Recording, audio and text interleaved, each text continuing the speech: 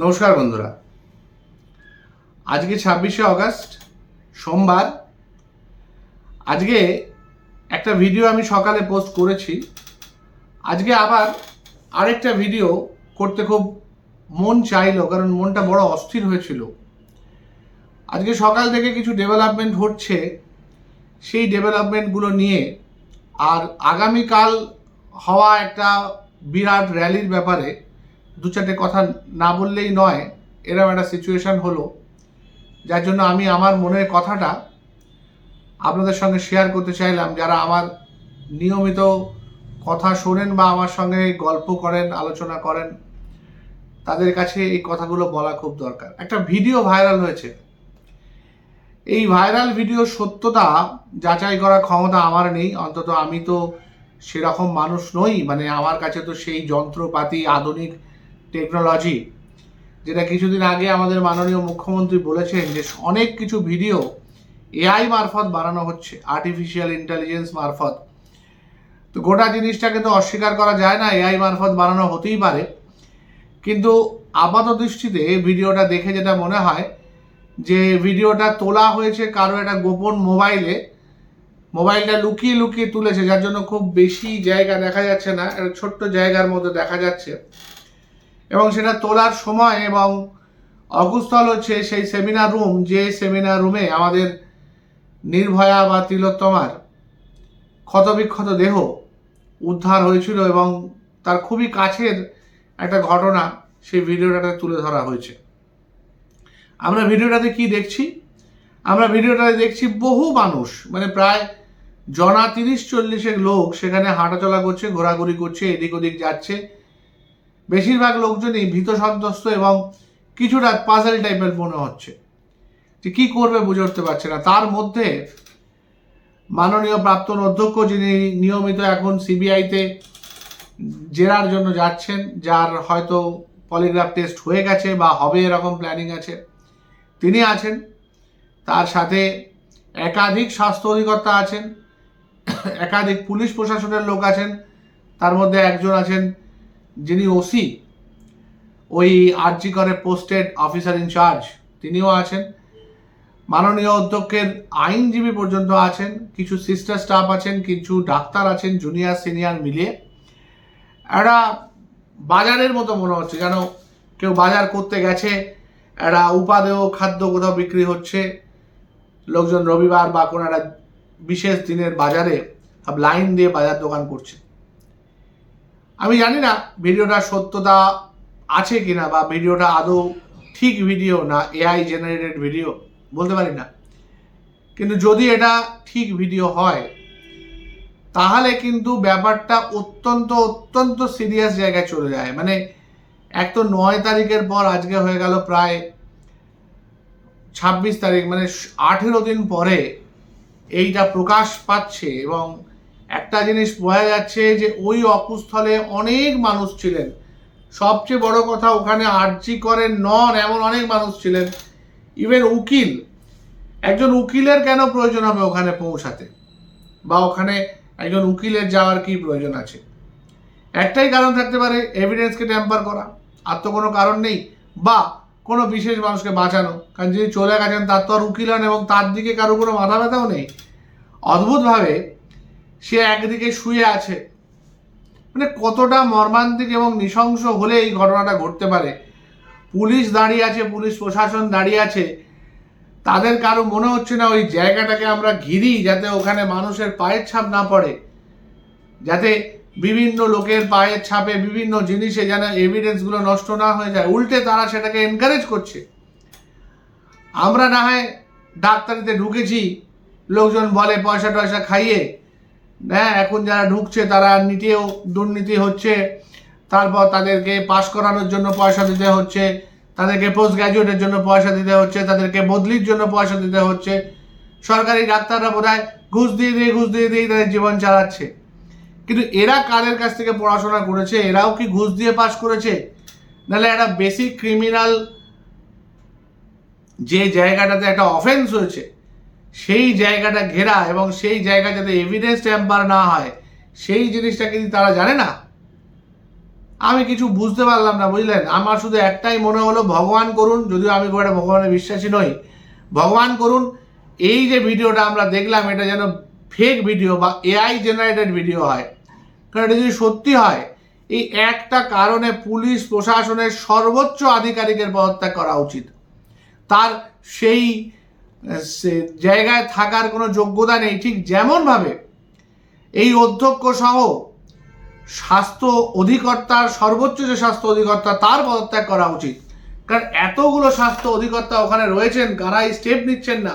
পুলিশকে জানানো হচ্ছে একটা আনকনসিয়াস বডি পাওয়া গেছে, আর একটা আনকনসিয়াস বডি সোকল্ড ওইভাবে পড়ে আছে, কেউ কোনো মেডিকেল অ্যাটেনশন দিচ্ছে না। ভাবা যায় কোথায় আমরা আছি। একজন মারা গেছে, আমরা তার প্রতি এতটুকু সহানুভূতিশীল নই, কেউ তার না দিকে তাকিয়ে আমরা নিজেদের মতো কথা বলে যাচ্ছি, গল্প করে যাচ্ছি, হাঁটাচলা করে যাচ্ছি। যে মানুষটা কিছুক্ষণ আগে বেঁচে ছিল, সেই মানুষটা মারা গেছে, তার কোনো ডিগনিটি নেই। একটা মেয়ে, একটা মেডিকেল ডক্টর, একটা second year post graduate training, তার কোনো ডিগনিটি নেই, তার কোনো সম্মান নেই।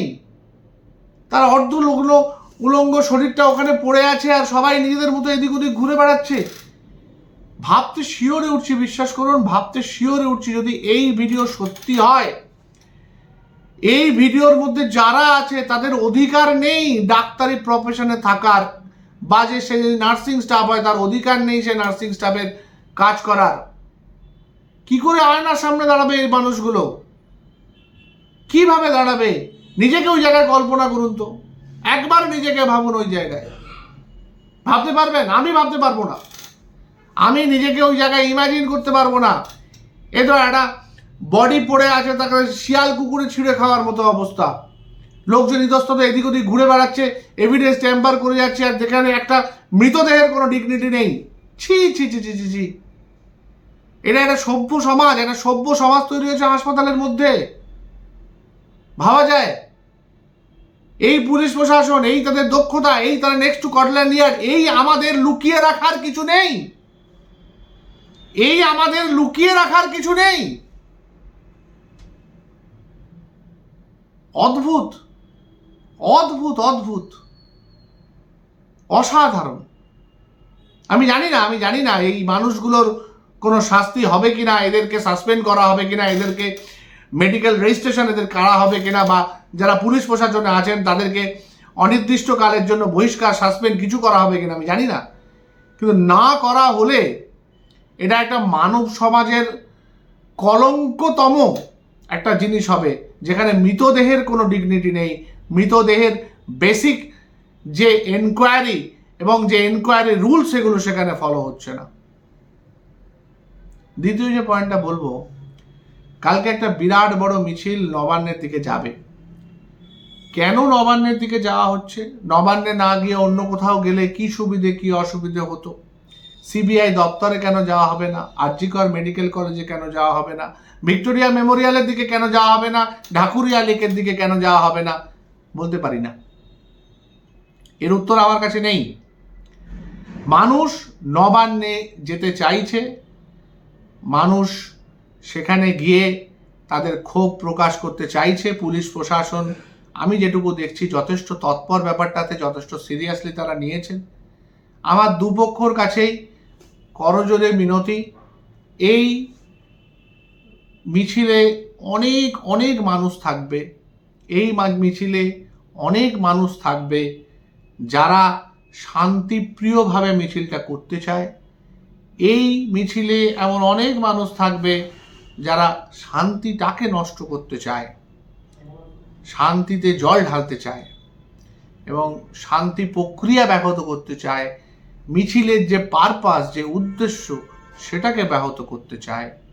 অনেক মানুষ থাকবে এবং এমনকি অনেক রকম প্রভোকেশন থাকবে পুলিশ প্রশাসনের কাছে। পুলিশ প্রশাসনকে আমার বিনীত অনুরোধ, করজোড়ে অনুরোধ, আপনারা শান্ত থাকবেন, আপনারা মাথা গরম করবেন না। আমরা আরেকটা 21শে জুলাই সত্যিই চাই না। আমরা কিন্তু খুব স্বতঃস্ফূর্তভাবে চাই না যে একটা শান্তিপ্রিয় আন্দোলন অশান্ত হয়ে উঠুক। আমরা না বাংলাদেশ চাই, না 21শে জুলাই চাই।